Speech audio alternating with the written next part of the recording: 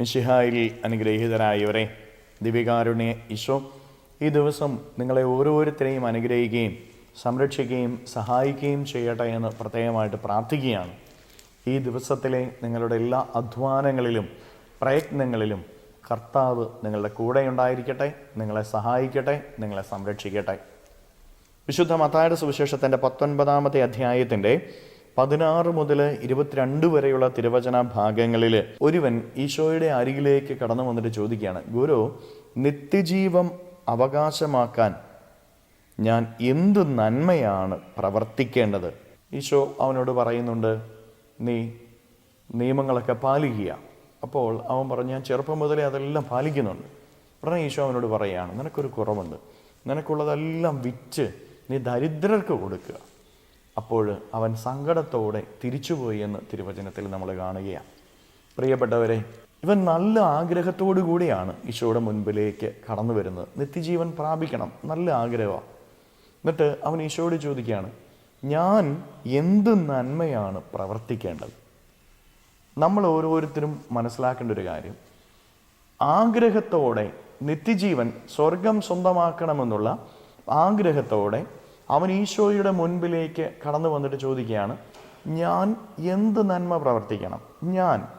പ്രിയപ്പെട്ടവരെ, നിത്യജീവൻ എന്ന് പറയുന്നത് എൻ്റെ അധ്വാനത്തിൻ്റെ ഫലമല്ല, ഞാൻ സ്വന്തമായിട്ട് നേടിയെടുക്കേണ്ടതല്ല, അത് ദൈവത്തിൻ്റെ ദാനമാണ് എന്ന് തിരിച്ചറിയണം.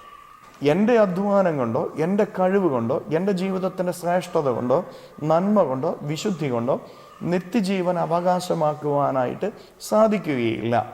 ഞാൻ ഈ ഭൂമിയിൽ ജീവിക്കുമ്പോൾ വിശുദ്ധിയിൽ നന്മ പ്രവർത്തിച്ചുകൊണ്ട് ഈശോയ്ക്ക് ഇഷ്ടപ്പെട്ട വിധത്തിൽ ജീവിക്കുമ്പോൾ നമ്മുടെ മേൽ കരുണ തോന്നി ദൈവം ദാനമായിട്ട് നൽകുന്നതാണ് നിത്യജീവനെന്ന് നമ്മൾ തിരിച്ചറിയണം.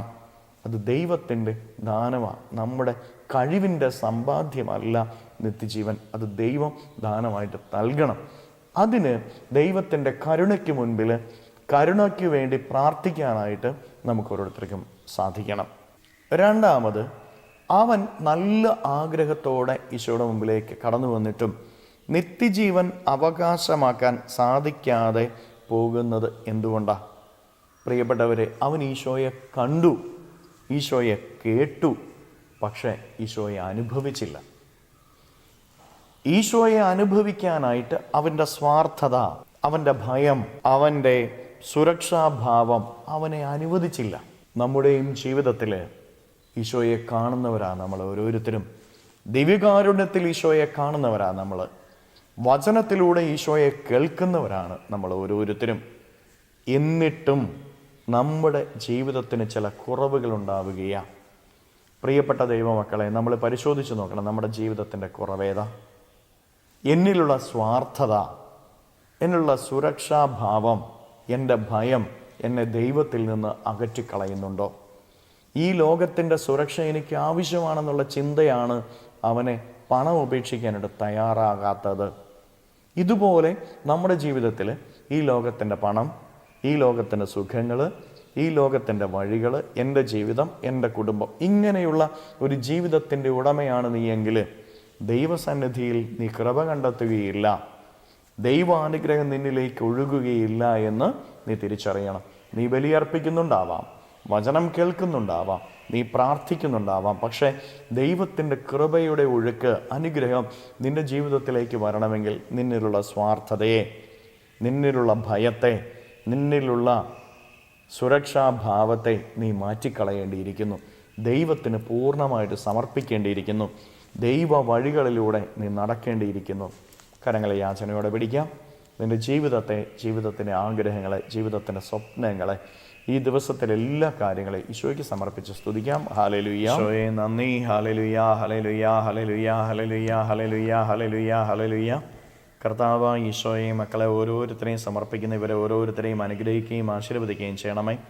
ഇവരുടെ ജീവിതങ്ങളിലേക്ക്, ഇവരുടെ അധ്വാനങ്ങളിലേക്ക്, ഇവരുടെ നൊമ്പരങ്ങളിലേക്ക് അങ്ങ് ഇറങ്ങിച്ചെന്ന് ഇവരെ സഹായിക്കണമേ, സംരക്ഷിക്കണമേ. ഈശോയെ, ഈ ദിവ്യകാരുണ്യത്താൽ ഇവരെ ആശീർവദിക്കുമ്പോൾ ഇന്നത്തെ ഇവരുടെ അധ്വാനങ്ങളിൽ നിന്ന്, ഇവരുടെ ഭവനങ്ങളിൽ നിന്ന്, പഠന മേഖലകളിൽ നിന്ന്, യാത്രകളിൽ നിന്ന്, വഴികളിൽ നിന്ന് സർവ്വ തിന്മകളും ബന്ധനങ്ങളും കെട്ടുകളും പിശാചിൻ്റെ ഉപദ്രവങ്ങളും നാരകീയ ശക്തിയുള്ള പ്രവർത്തനങ്ങളും പൈശാചിക അരൂപികളുടെ പ്രവർത്തനങ്ങൾ നിർവീര്യമായി തീരട്ടെ എന്ന് കൽപ്പിക്കുന്നു.